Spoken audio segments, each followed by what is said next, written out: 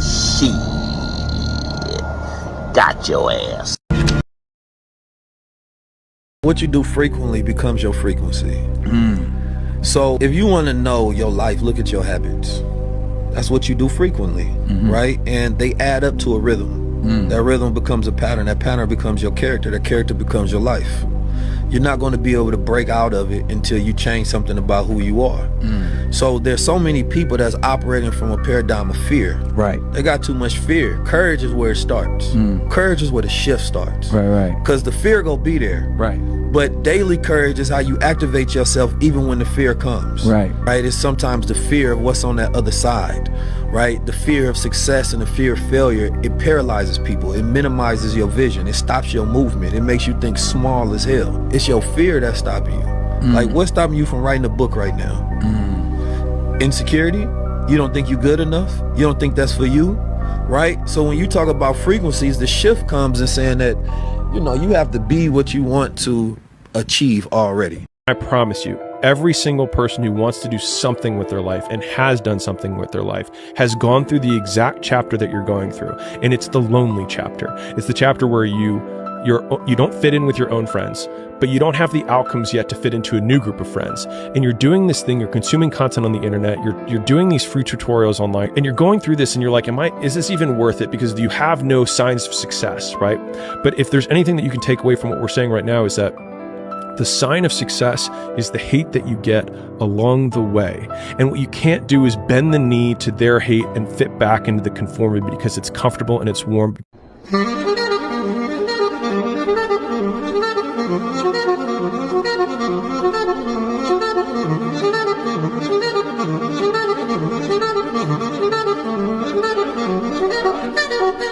My father used to tell me, a focused fool can accomplish more than a distracted genius. And so your most valuable asset isn't your time, it's your attention. A man with time and distractions will always lose to a man with a deadline and a singular focus. And so it's never been easier to be successful than it is today. It's just also never been easier to be distracted. If I can do that for 3 more days, I'll be very happy, and a victory would be also nice too. A victory.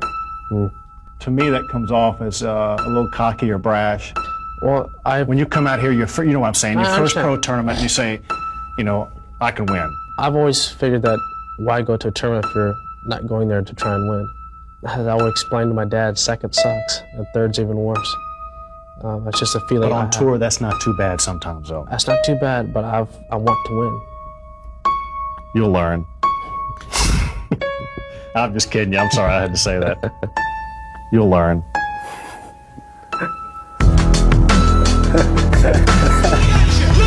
I have learned something. I'm actually better than I thought you'd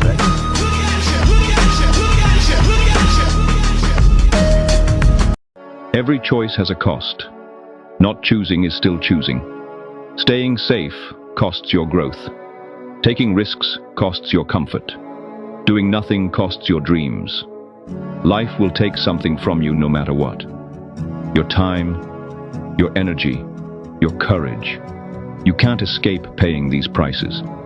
But you get to choose what you're paying for. What matters enough to risk for. What's worth your fear, your effort, your heart. You'll pay either way, through the pain of staying the same, or the pain of changing, through the cost of comfort, or the cost of growth, through the price of safety or the price of trying. So if you have to pay anyway, pay for something that matters. Pay for the life you want, not the one you're settling for. Make your sacrifices count. Make your choices matter. Make your pain worth something, because you're paying a price no matter what. Make sure it buys you something you truly want. Act like the person you want to become. That's not fake it till you make it, by the way. This is intentional. Intentionally act like the person you want to become.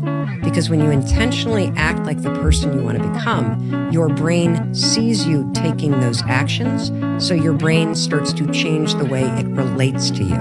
When your brain sees you high-fiving yourself in the mirror, it starts to go, oh, wait a minute, Steven loves himself. Steven's cheering for himself. We don't beat Steven up. You have one life, don't settle for mediocrity. Don't settle for mediocrity. And I think the only, people debate intelligence, for example, right? We talk about IQ tests and all that. But I think the only true test of intelligence is if you get what you want out of life. And there are two parts to that. One is getting what you want, so you know how to get it. And the second is wanting the right things, knowing what to want in the first place. I could want to be a 6'8" basketball player, and I'm not going to get that. So it's wanting the wrong thing.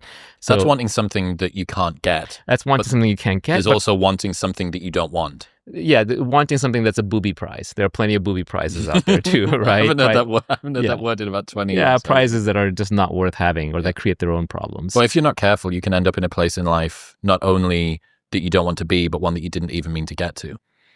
That's if you're kind of proceeding unconsciously. But how many people are? And usually I think people end up there because they are going on autopilot with sort of societal expectations or other people's expectations. So, or out of guilt or out of mimetic desire. Peter Thiel has this whole thing from Rene Girard about how mimetic desires are picked up from other people. And some of those are automatically baked into society, go to law school, go to med school, go to whatever, go to business school.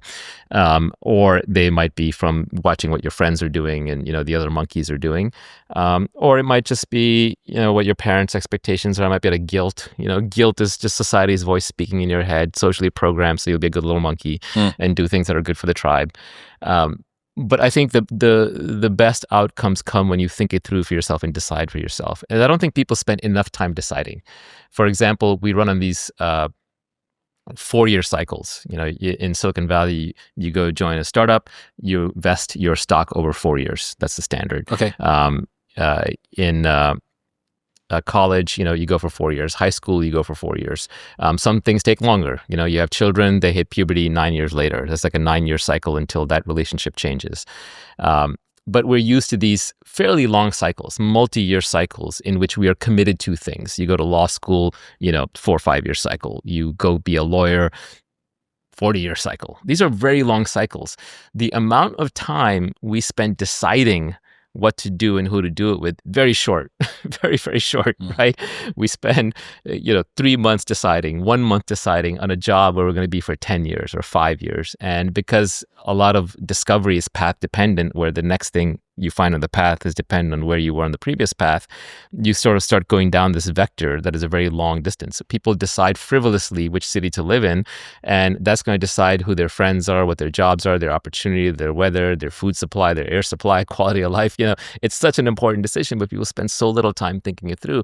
I would argue that if you're making a 4-year decision, spend a year thinking it through, really thinking it through. 25% of the time. Yeah, exactly. There's the secretary theorem. I don't know if you know that one. Is that computer science. After you've done this many people, pick Correct. The best one of the next however many? That's right.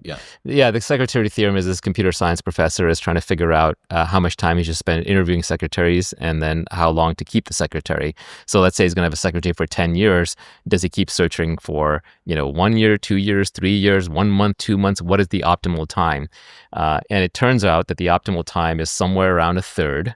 About a third of the way through, you take the best person you've worked with and try to find someone that good or better. So that by the time you've gone about a third of the way through, you have seen enough that you now have a sense of what the bar is. And then anybody who meets or exceeds that bar is good enough. And this applies to dating, this applies to jobs and careers, this applies generally. But the interesting thing about the secretary theorem is that it's actually not time-based. It's not based on 1/3 of the time. It's iteration-based. The number of candidates. The number of shots you took on goal. Yeah. That's right. So you want to have lots and lots of iterations. So in that sense, you need to bail out quickly and you need to be decisive quickly. That's right. You need to take opportunities quickly and bail out quickly. Correct. Like if you go back and you look through failed relationships, probably the biggest regret will be staying in the relationship after you knew it was over. Yep. Exactly. You should have left sooner. The moment you knew it wasn't going to work out, you should have moved on. So in that sense, I think Malcolm Gladwell popularized this idea of 10,000 hours to mastery. I would say it's actually 10,000 iterations to mastery. It's not actually 10,000. It's some unknown number, but it's about the number of iterations that drives a learning curve. And iteration is not repetition. Repetition is a different thing. Repeating is doing the same thing over and over. Iteration is modifying it with a learning and then doing another version of it. So that's error correction. So if you get 10,000 error corrections in anything, you will be an expert at it.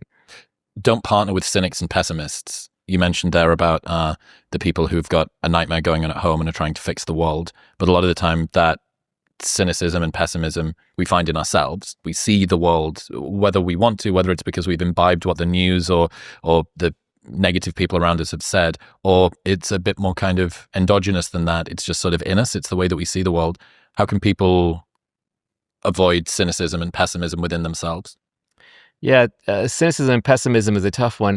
We're naturally hardwired for it. Again, I go back to evolution. I'm sorry to keep harping on evolution, but within biology, there's very few good explanatory theories, and theory of evolution by natural selection is probably the best one.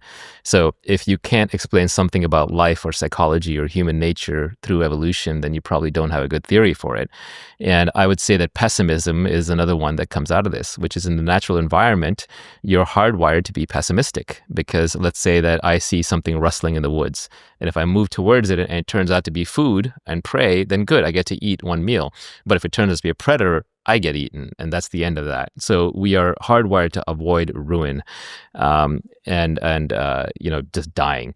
So we are naturally hardwired to be pessimists. But modern society is very different. Despite whatever problems you may have with modern society, it is far, far safer than living in the jungle and just trying to survive.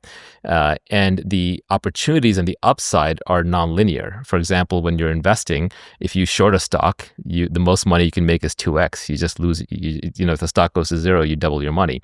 But if the stock is the next NVIDIA and it goes 100x or 1000x, you make a lot of money. So upside because of leverage is nearly unlimited. Also in modern society, because there's so many different people you can interact with, if you go on a date and it fails, there are infinite more people to go on a date with. In a tribal system, there might have been 20 people and you can't even get through all of them.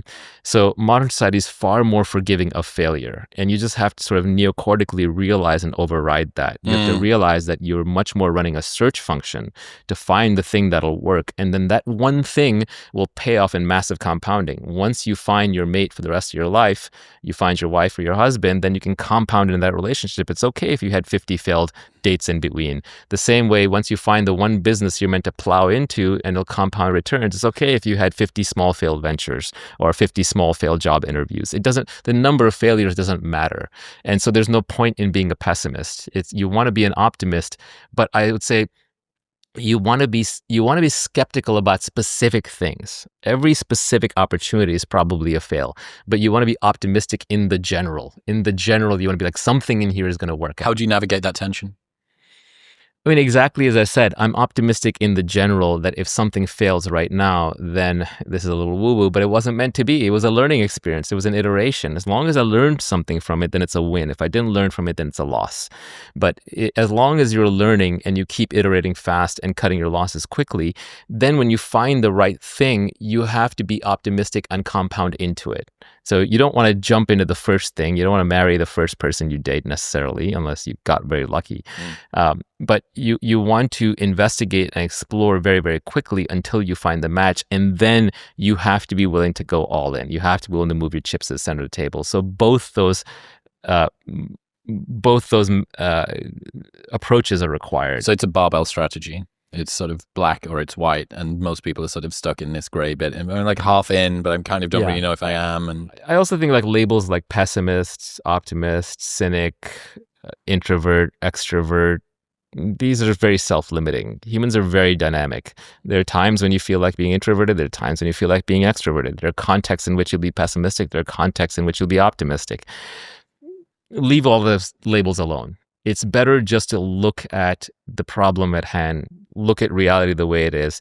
Try to take yourself out of the equation in a sense. Like, obviously, you're involved, but motivated reasoning is the worst kind of reasoning. You're not going to find truth through highly motivated reasoning. You have to be objective, and objective means trying to take yourself out of it as much as possible, or at least your personality out of it as much as possible. And so to the extent you run with this thick identity and personality, it's going to cloud your judgment. It's going to try and lock you into the past. If you say, I'm a depressed and unhappy person, I'm going to be unhappy, that's a way of locking yourself into your past. Even saying, I have trauma, I have PTSD, you feel something. There are memories, there are flashes, there are occasional bad feelings. but don't define yourself by it, because then you lock it into your identity and you're just going to loop on it. It's better to stay flexible because reality is always changing and you have to be able to adapt to it. Adaptation is also intelligence. Adaptation is survival. Adaptation is kind of how you're here. You're here because you're an adapter and your ancestors were adapters. So to adapt, you'll be able to see things clearly. And if you're seeing them through your own identity, it's going to cloud your judgment. I subscribe to the channel.